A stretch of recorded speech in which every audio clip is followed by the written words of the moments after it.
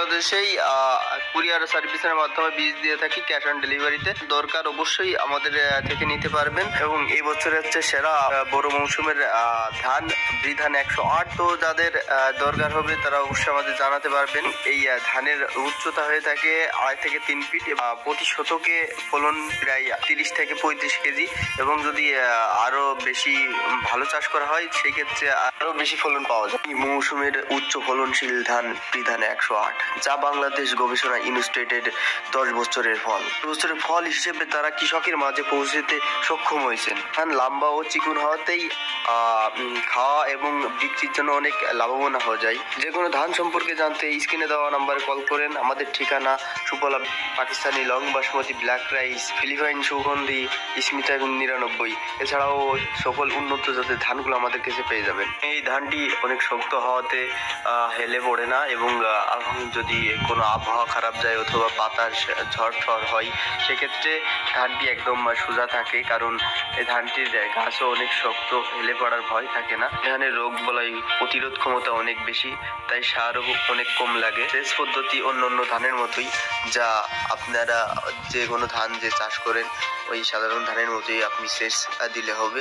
প্রিয় দর্শক, আপনারা পরবর্তীতে কোন ধানের ভিডিও দেখতে চাচ্ছেন অবশ্যই কমেন্ট করে জানাবেন। আর আজকের মতো থাকছে এই দর্শক, এইটা আছে এব্রি 108, মহেশপুর থানা নতুন কুলা গ্রাম।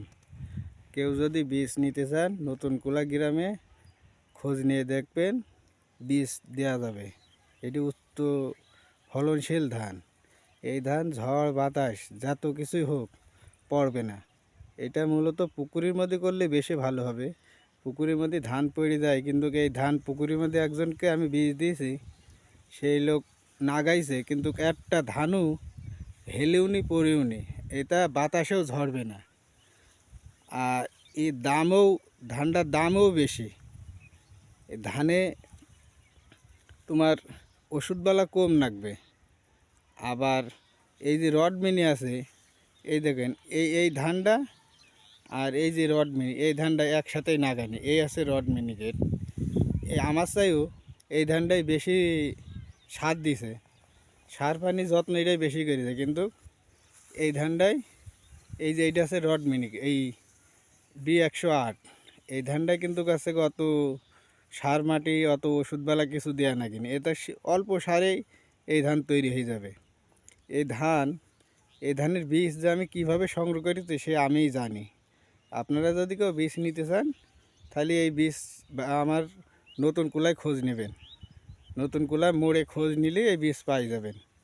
খুব একটা মানের ধান, খুব ভালো ধান, রোগমুক্ত ধান, ঝড় বাতাস কিছুতে ঝরবে না, খুব ভালো ধান।